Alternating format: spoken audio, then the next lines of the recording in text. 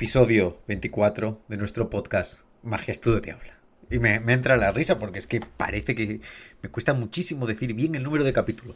El día que lo digo bien aquí delante del micro, lo escribo mal en iVoox. El día que lo hago bien aquí y en iVoox, probablemente lo ponga mal en YouTube y así en adelante. Pero lo que es un hecho taxativo es que hay 24 aparatos de estos ya grabados y los que estén por llegar. Hoy estoy de resaca positiva porque hemos terminado el festival de magia, el pequeño gran festival de magia en Bastardo Hostel. Fue una jornada de imposibles fantástica y tengo que dar las gracias de aquí a todos los magos que vinieron de público y especialmente a los que compartieron conmigo esa jornada haciendo sus historias. A Pedro Martín y Arturo Jordán, que hicieron su show, que está precioso y lo vas a tener en el Teatro Encantado, así que si no lo viste ahí, no te lo pierdas. A Dante, que se hizo los talleres de la mañana, como siempre, con una calidad absolutamente excelsa, y a Pablo Zafrilla, Jerry Sang, Diego Pedroche, Rafa Pedroche y Luis Menjura, que con una energía absolutamente epatante se hicieron el cóctel de la mañana, el cóctel de la noche, y aún así se marcaron una gala con un montón de público de tercero de la ESO, de un instituto, ahí a última hora, en pijama, en el Bastardo, ellos, no los magos, sino los que estaban de público, y lo petaron igualmente. Desde aquí, mis gracias y mis absolutos kudos para toda la vida. Con esto del festival aprovecho para decirte que en nuestro canal de YouTube de Magia Studio tienes subido íntegro el primer bloquecito de mi actuación, en el que me hago el 5-Star Miracle, que tengo una versión que creo que está apañada y que pronto lanzaremos con la tienda. Sobre todo creo que está ingenioso el tema de la presentación y el uso de las salidas para que el proceso dramático y también un poco el imposible peguen un pelín más fuerte, aunque lo digo esto con la boca muy pequeña porque a ver quién se atreve a decir que pega más fuerte su versión del Five-Star Miracle, que yo me siento más cómodo con ello, vaya, y me apetece compartirla, y ahí la tienes ya en vídeo con esa primera parte en la que hablo de la historia de Jedi y el papiro Huéscar. También en YouTube tienes otro bloquecito justo del espectáculo en el que hago, lo voy a decir ya porque esto va con spoiler, pero mi versión de Carta a la Cartera, como ya te sabes el final, así que ya puedes verla venir, lo siento. ¿Qué se le va a hacer? Le puse otro nombre en YouTube para que el que lo vea primero desde ahí no se pueda llevar a equívoco, es decir, no se lleve a equívoco, no, lo contrario. Y también este vídeo ahora ya está en la parte digital del libro Durante la Trampa, que tengo ahí un apartado digital junto con alguna corrección para que se vea, porque lo tengo publicado ahí. Y por eso ahí ya queda todo eso dicho. Echarles un vistacín a los vídeos, que yo creo que están guapos y que está la cosa divertida. También estoy preparando algunos apartados de este podcast de preguntas y respuestas para que tú me puedas poner en el apartado de comentarios de aquí de YouTube, de ebooks o de Spotify, que tienen apartado de comentarios, algunas cuestiones que te gustaría que pudiera tratar, ya no necesariamente de forma larga, sino también respuestas como de mediana y corta duración. O sea, que yo me enrollo como una persiana, pero que preguntillas que pueda afrontar en un podcast para hacer un poco ese apartado que a mí me apetece un montón. Hoy voy a ir ya de golpe porque tengo un par de novedades de magia que comentar contigo, que además una de ellas me va a llevar a otro tema interesante y no los quiero dejar mucho más atrás. Eso sí, también voy a aprovechar para dar las gracias porque me escribisteis muchas personas sobre el último podcast de la Racing Card. Estoy muy contento de haber podido ayudar y me parece que es un tema, no digo la Racing Card, sino esos análisis de efectos que proponía con diferentes métodos, esta veces eran simplemente estudios dramáticas, que me lo pasé muy bien y me parece que pueden ser válidos y que nos pueden un poco ayudar a todos. Ya, con esto, paro esto, vamos a la siguiente sección.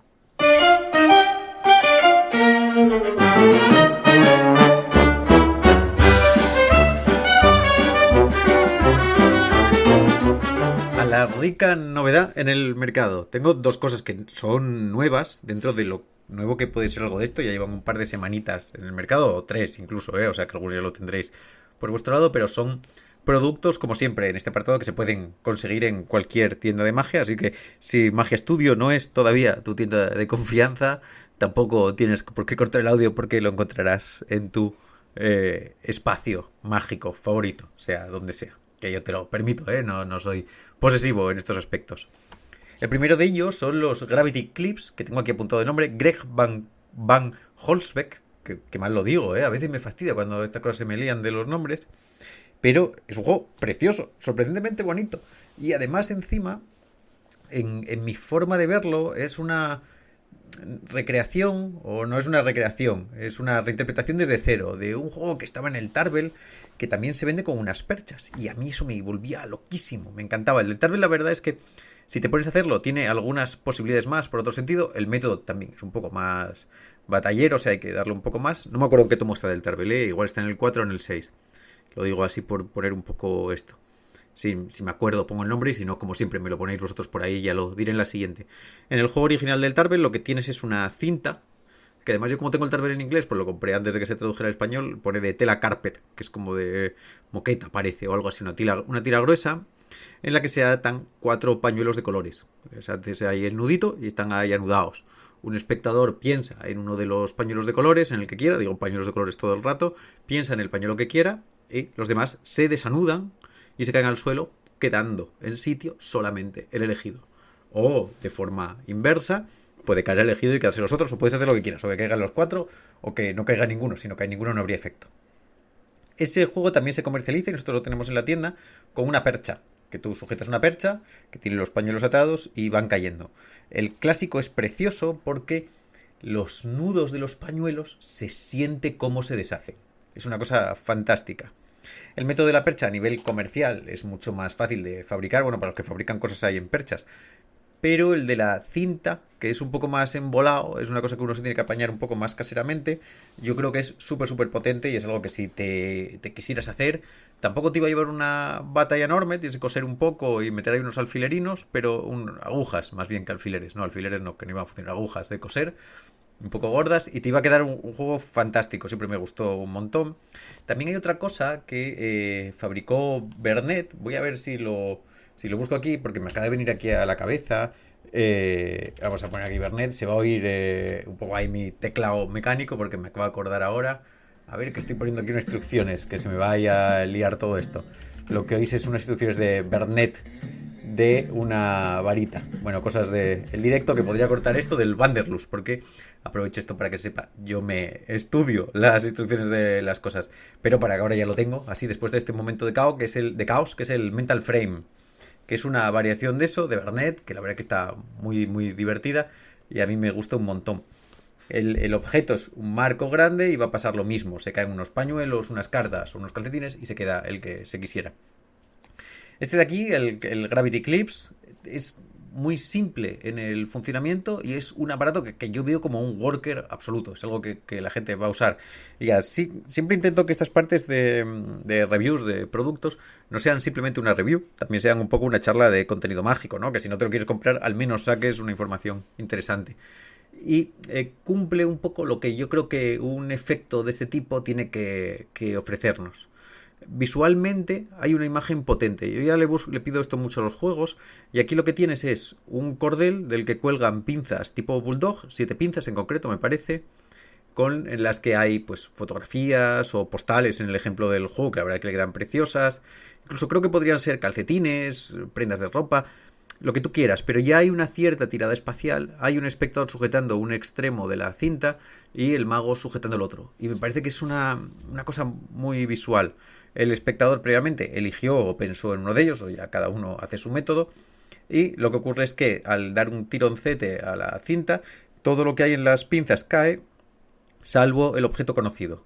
Esto se puede hacer, en este caso, como con postales y se ve de golpe el resultado, pero también se podría hacer con sobres cerrados y que hubiera una revelación en ello. Me parece que es una cosa muy potente. En el fondo lo que hace el juego simplemente es una revelación de un objeto entre 7, pero claro, tiene ese componente que es muy práctico, ocupa muy poquito en el bolsillo y está muy guapo, muy fácil de usar. Tienes que poner tú casi todo, o sea, quiero decir, bien, casi todo no, me refiero a las cosas que se van a revelar, ya sean cartas o fotos. Hay cosas para imprimir, pero si te compras unas postales y lo colocas te va a quedar eso bien guapo. Esto me recuerda, para que esto, eso, como digo, tenga también un poco de contenido fuera de ello, algo que hablé en podcasts anteriores, que bueno, al final es que es normal que me repita, porque lo que pienso no cambio mucho de forma de pensar, pero buscar esas potencias visuales en los efectos que puedan añadir elementos que sean interesantes y, como decía Iberhard Riese, fotografiables. No fotografiables físicamente, porque le saco una fotografía, pero sí que tengan una imagen visual clara. En este caso también de una forma interesante que aporte contenido y que tenga que ver con el desarrollo mágico. Bueno, ya te veo aquí queriendo disfrazar a un espectador porque eso queda gracioso y a la gente le hace mucho de risa, pero no, tiene que tener contenido mágico y aquí está muy potente. Lo puedes encontrar en todas las tiendas, en todos los distribuidores del mundo. Es el Gravity Clips de este tipo, que ya no me sé el nombre y ya se me olvidó. No sé qué, Van Wolgen o algo así. Te dejo que lo busques porque cerré la pestaña en la que lo tenía abierto. Y vamos a hablar de otro. A veces tienes que ver que esto se me va en el santo al cielo y le dejo un poco fluir como Dogma 95 de Von Trier para que siga su curso natural las cosas. El otro es el Name Dropper de John Graham. Está muy bien y de hecho eso va a entroncar mucho con lo que te voy a hablar después porque el Name Dropper es una versión de uno de mis juegos favoritos de todos los tiempos. Tampoco te creas tú que lo versiona muchísimo, ¿eh? Le mete dos detallinos, pero no lo cambia. No hace eso que sea peor esta versión porque viene ya todo empaquetado y eso siempre que está muy bien. Es el Deep Astonishment de Paul Harris. Claro, es fácil decir que es una de mis cosas favoritas porque es de Paul Harris. Porque es uno de mis creadores fetiche absolutos. Sus 3 libros y yo no soy de los que tiene todos los libritos pequeños que había hecho antes. Yo tengo los Art of Astonishment. Me parecen absolutamente increíbles. Por supuesto, si queréis ver cosas de Paul Harris, Dani Marco, de Valencia, tiene, no sé cómo lo tendrá ahora, pero en su momento se estaba grabando vídeos de todo lo que había hecho Paul Harris. Tenía un montón avanzado. Habría que echar un vistazo a ver si siguió haciéndolos o hasta dónde llegó. Pero entre que Dani es un máquina y que Paul Harris es un boss, es un repositorio fantástico para encontrar un montón de buena magia. ¿Qué pasa aquí en el original este de Paul Harris? Mira qué cosa más guapa. Dejas un paquetito de cartas en la mesa, como cubiertas por un estuche, una cartera o lo que sea. Lo enseñas, que hay un paquetito de cartas ahí que tienen una cosita escrita en la carta de arriba, lo que tú quieras. Un espectro elige una carta y la carta se pierde en la baraja. Y también para encontrarla le pides que diga una palabra mágica, que se la invente sobre la marcha, la palabra que quiera, y de verdad se la inventa sobre la marcha. El espectador se lo hace, y tú haces tus trapichunis y encuentras la carta aprovechándote de esa palabra mágica que te dijo y te felicitas porque un efecto tradicional, pero bueno, que es la localización de una carta elegida, ha tenido lugar y todos nos podríamos ir felices a casa. Sin embargo, al extender las cartas que habéis dejado a un ladito en la mesa, se ve que cada una de ellas tiene una letra escrita en el dorso y que todas juntitas deletrean la palabra mágica libremente nombrada por el espectador. Eso es el Deep Astonishment de Paul Harris, que tuvo varias versiones, nunca muy fácilmente solucionadas, porque hay algunas grandes dificultades que tiene, pero este John Graham le da un aspecto práctico potente. Le añade algunas cosas que ya por ejemplo tenía aquí en Españanelo, en su versión, que es que por ejemplo el paquete aislado es de otro color de dorso diferente a la baraja que tienes entre las manos, y da un poco ese aislamiento. Eso hace que ya sepamos un poco también por dónde va.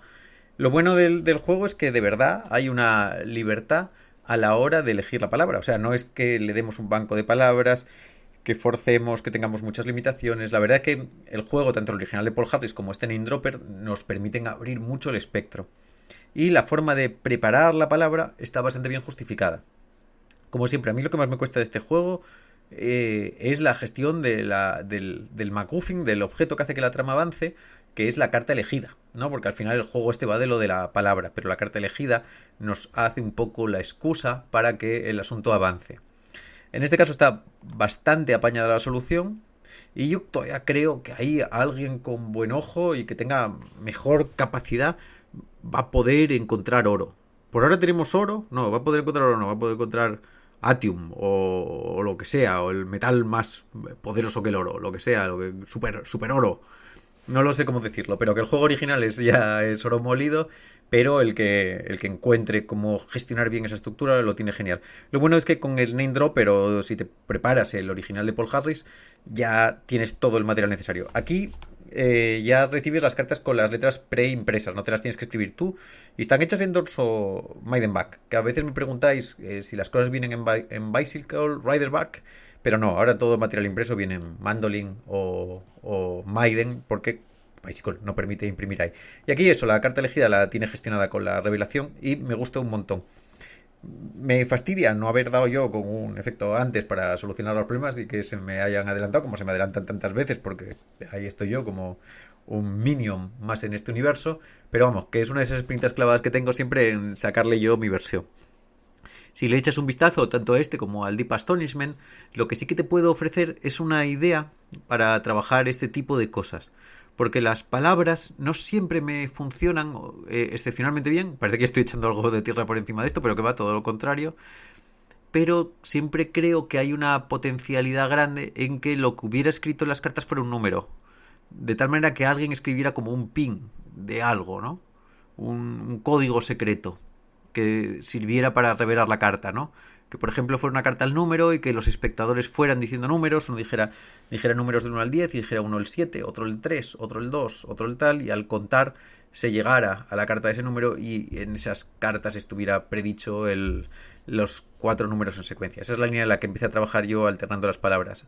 Si no, bueno, en cualquier caso el original es buenísimo, y también pensar un poco, en este caso cambia la palabra mágica que hace Paul Harris por un nombre. Hay que conseguir que esa palabra tenga sentido. Los nombres funcionan muy bien. No tiene por ser un nombre del espectador que está ahí, porque si no te puedes hacer un pre-show y prepararlo. Puede ser un nombre inventado o una palabra que tenga algún significado especial. Si uno construye bien esa secuencia, tiene algo fantástico. Otra de las cosas muy buenas es que el juego se resetea prácticamente solo, así que funciona muy muy bien de cóctel, y en sesión es fácil de introducir, de sacar, y el elemento de las cartas con nombres escritos detrás me gusta muchísimo.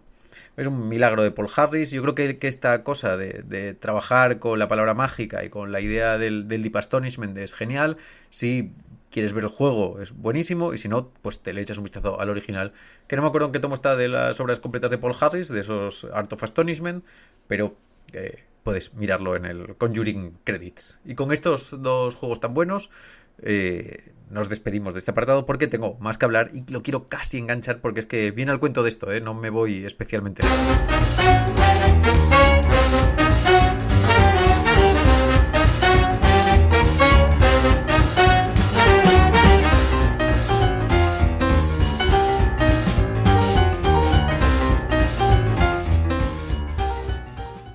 Voy a poner aquí sobre la mesa a varios de mis héroes mágicos, tomándonos un poco como excusa este Deep Astonishment de Paul Harris. Vamos a repasar el proceso creativo y explorador del uso loco de los objetos y los patrones creativos. Va a ser un poco caótico esto, porque tengo muchas cosas que quiero contarte. Algunas se relacionan mejor entre sí y otras no tienen ningún orden en particular, así que me vas a perdonar que cuando hable de genios desordenados lo haga de una forma muy desordenada. Y también aquí tenemos que poner, por supuestísimo, sobre la mesa a Miguel Ángel Gea, que no lo quiero dejar, y voy a volver muchas veces a él, porque me parece que es uno de los grandes creativos en este aspecto. Y además, como en este caso estoy saliendo siempre desde una línea muy concreta de trabajo, que es el uso, que es lo que me lleva un poco a crear esta comparativa en la cabeza, es el uso de las barajas desde la perspectiva de lienzos. Quiero decir, no utilizando las cartas simplemente como un elemento que tiene una cara y un dorso, que como mucho se puede identificar firmando, o quizá pudiéramos romper una carta o algo así. También podemos emplearlo en su modo más básico de existencia, que es un pedazo de papel, que es que en el fondo lo que son las cartas, ¿no? Y aunque ya tenemos ejemplos, por supuesto, anteriores a Paul Harris y anteriores a Sankey, porque Paul Harris es anterior a Sankey, aunque luego conviven en el tiempo, pero yo creo que es mayor Paul Harris. Sí, creo, no lo sé, que Paul Harris es mayor que Sankey. Pero ya tenemos los Fred Tricks, ¿no? Que es ese juego en el que detrás de las cartas hay nombres de personas escritos, y hay más ejemplos de tipo. No podemos olvidarnos de meter también en este patrón o en este estudio el juego fundamental, o sea, de lo más importante que haya habido en las cartas, que es el cartoon de Dan Harlan. Y como digo, luego el trabajo de Gea, que a veces lo damos por supuesto, pero en su libro de intenciones los juegos son un capítulo teórico y una parte práctica, y en la parte práctica hay juegos que son una baraja, un juego, que son geniales, y tiene cosas como la baraja que forma un laberinto, que es un ejemplo perfecto de este tipo de cosas. Paul Harris tiene este Deep Astonishment y tiene otro montón de cosas, y en uso también de objetos variopintos, ¿no? En los que utiliza en forma de papel, como otra cosa que a mí me encanta suya, que es el que le pinta unas gafas a un billete y se las borra, o se las hace aparecer de golpe a un billete, que unas gafas de sol, ¿no? Al careto del presidente en un billete. Y Sankey en sus libros tiene un estudio fantástico. Para que nos hagamos aquí una idea y poder ir entroncando con algún tema más concreto, el trabajo de Paul Harris, que está publicado en unos libritos pequeños, en una serie de canutillos, luego se compiló en los 3 tomos de Art of Astonishment. Están en inglés, por si alguien me lo pregunta. Sí, sería genial traducirlos al castellano alguna vez. Y si además te gusta Paul Harris, Dani Marco, tengo que mirar cómo lo tiene ahora, si lo tiene en el canal de YouTube suyo o cómo lo tiene por ahí. Se puso en una época y se grabó todo el material de Paul Harris, ahí tucu, los mogollón de juegos. Y es una forma fantástica de establecer la referencia del que es para mí como... No sé si sabría decir como la mayor influencia, pero sí una de las personas que para mí es una referencia en lo que me interesa de la magia, ¿no? En lo que a mí me gustaría hacer y en una forma limpia y mágica de verla, un poco pícara, tiene demasiado para mí interesante detrás. Y de la misma manera, Jay Sankey tiene publicados como 30 millones de trillones de DVDs y unos libros fantásticos al principio que había hecho Richard Kaufman. Y todo eso, como en una especie de paralelismo loco, también se publica en 3 libros compilados de Full Sankey, que a mí me encantan. Me imagino que ahora ya se habrá quedado, como pasa en todos estos casos, ¿no? Un poco desactualizado, porque Sankey sigue haciendo cosas todo el rato, lo tenéis ahí en Instagram y en YouTube, pero que son geniales. Ya hablé muchas veces de estos libros, no es por hacer una cosa publicitaria de ellos, pero sí, reflexionando un poco el uso de las cartas, Paul Harris tiene muchos usos de las barajas que dan pie a efectos que nosotros nunca habíamos pensado, entendiéndolas en su faceta de objeto papelero, o sea, de lo que son, en rectángulos de papel. Podemos ver también ahí, aunque lo mismo, también tenemos el Carguaro de Roy Walton, ¿no? Pero su Immaculate Connection y el Osmosis de Sylvain Miruf, que es de Sylvain Miruf, pero bueno, y todos los juegos en los que hay la baraja usada a modo topológico, ¿no? Que Paul Harris es uno de los grandes inventores de efectos de este tipo. Y luego hay muchos usos estéticos de la baraja, como un juego en el que hace que se forme un aspirador o cosas de ese tipo, en los que la entiende a nivel visual. O sea, no es un objeto plano que se maneja siempre de una forma muy determinada. En ese mismo aspecto, Sankey tiene un trabajo ímprobo al respecto, ¿no? Él tiene, por ejemplo, estos juegos en los que dibuja un montón de puntos en unas cartas y al agitarlas se convierte en una carta elegida. De hecho, tiene un capítulo que es divertidísimo con Richard Sanders, que es para crear firmas duplicadas en las que aparentemente borra una firma, una carta con un pañuelo o de una moneda, y realmente lo que hace es un pintaje, ¿no? Y eso es genial. Tiene, por ejemplo, lo mismo que estábamos hablando de ese uso de objetos, que también tiene una cosa muy chula, Colombini, en su libro, no me acuerdo cómo se llama el libro en español de Colombini, la verdad, se me acaba de ir el santo del cielo. Y también lo tiene Sankey, que con unos... o Paul Harris, esto es de Paul Harris, creo. Se me acaba de liar la cabeza. Que con unos elásticos y unas cartas hace como una cajita que tiene una forma triangular, que además... Ahora que lío, que no te puedo decir exactamente de quién es de los 3. Bueno, lo buscáis. Que hacen así, pop, pop, y se forma un triángulo con las 3 cartas, que además hace una caja para poder hacer una cosa interior. Y ese uso volumétrico de la baraja a mí me mega fascina. Me cuesta un montón pensar en ello, ¿eh? O sea, me cuesta un montón crear material de ese tipo. Quiero decir, alguna pijada tengo, pero no soy capaz de aportarle muy fuerte. Como mucho, hice una cosa que ni siquiera tiene nada que ver conmigo, que es una chambonada en comparación a esto, que de hecho lo que hice fue coger 2 cosas de ellos y montar una tercera, que es Jay Sankey tiene un juego fantástico en el que dibuja una botella y un barco, y con un pintaje hace que el barco aparezca dentro de la botella. Yo lo que hice fue la tontería, o sea, tontería no, porque luego gustó mucho y hay mucha gente que lo hace, de mezclarlo con el papel doblado de Mark Leverage, que es un cambio de billete, y que lo que me permite es, bueno, pues enseñarlo de una forma un poco más clara, hacer un poco más visual la similitud, y que parezca que en un billete con un dibujo aparezca un barco entre una botella. Pero claro, siempre pienso con eso, que cómo me gustaría a mí tener esa capacidad enorme y cómo se consigue, ¿no? En eso siempre cuando veo a Gea me da mucha envidia porque pienso, ¿cómo lo hace, no? ¿Qué tipo de mirada original y fuera del tiesto hace que esta gente pueda crear estas cosas? Me ocurre también lo mismo cuando veo las invenciones de Jerry Andrews, que es gente que piensa muy fuera. Y siempre lo investigo, me gusta mucho y le doy ahí vueltas. Y entonces, un poco pensando en ello, se me ocurría, primero, invitarte, por un lado, a que hagas esas cosas. Que empieces a tomarte las cartas también un poco como objetos a los que puedas pintar y que se puedan hacer cosas sobre ellos en ese aspecto, que también se podría hacer como una libreta y dibujando, o con billetes, o como en el caso de Stephen Borer, que me estoy leyendo el libro Forget by Fire, lo tiene con libros, que me gusta un montón. Hace este juego de Presto Pinto de Daryl, que se enseñan un paquetito de cartas y que al frotar una con otra se pinta del dorso, otra como media cara, otra frota con el tapete y se ve el tapete, en otro la mano. Y él lo hace con unos libritos. que parece una idea genial, que enseña como unos panfletitos, dice que la contraportada de los libros siempre es un coñazo y que la puede pintar. Y entonces la pinta y le queda eso como muy divertido. Me parece una idea genial. Y trascender así un poco el objeto de esa manera me parece muy, muy interesante. Te recomiendo mucho el libro del Stephen Borer, ¿eh? Te lo recomiendo un montón. Me está gustando mucho, mucho. Ya me lo había leído por encima y ahora me estoy leyendo un poco en profundidad y tiene ideas muy chulas. Una de las mejores cosas que he hecho Vanishing. Pero bueno, que Stephen Borer lleva una carrera larguísima de magia aquí en Europa.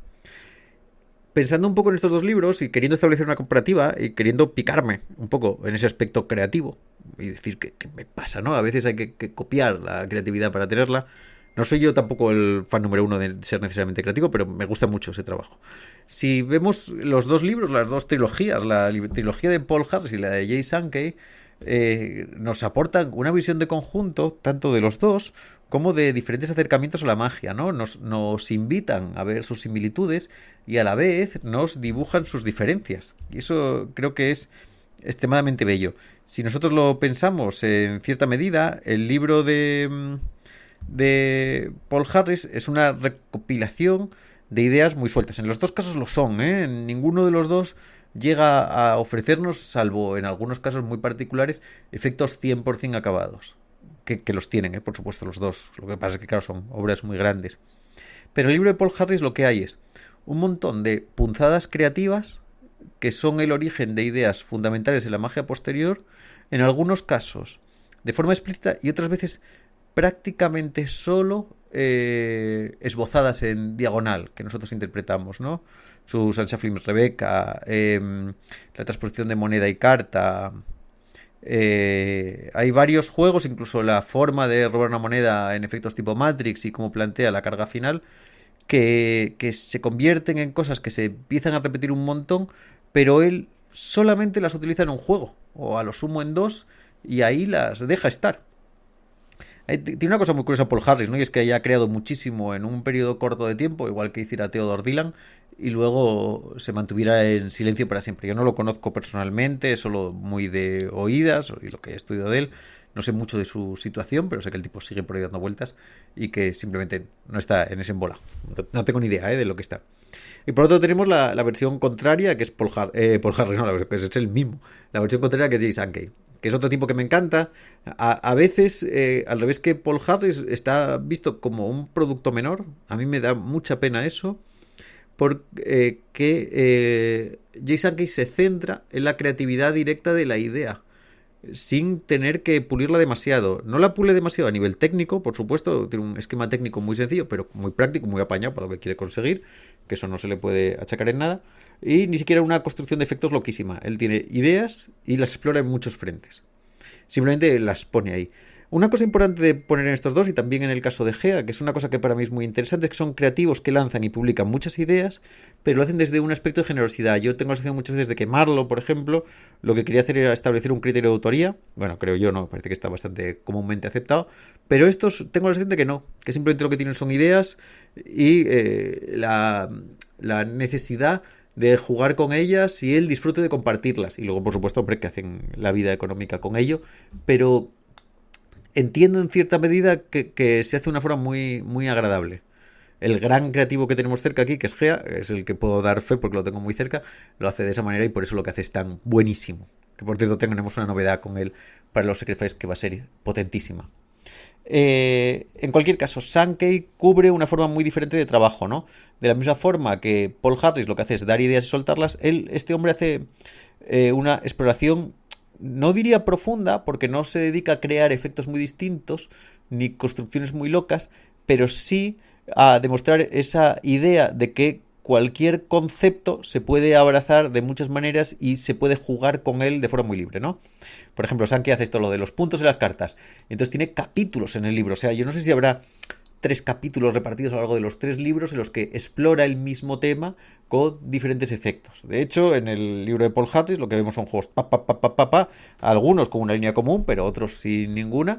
Y en el libro de Sankey, que es un orden que hicieron Joshua Jay y varios más, o sea, de Vanishing, de la obra de Sankey, una compilación, vemos que están entretejidos por una unidad temática. De tal manera que él trabajó esa misma idea 40.000 veces. Para mí eso hace que sea divertidísimo de estudiar, porque el hecho de ver a Sankey pintando, firmando cartas o poniéndole X en el dorso de una carta o poniéndole elásticos alrededor de una baraja y explorando ese tema hasta la extenuación, me parece genial. Le dedico siempre muchísimo tiempo y me gusta un montón.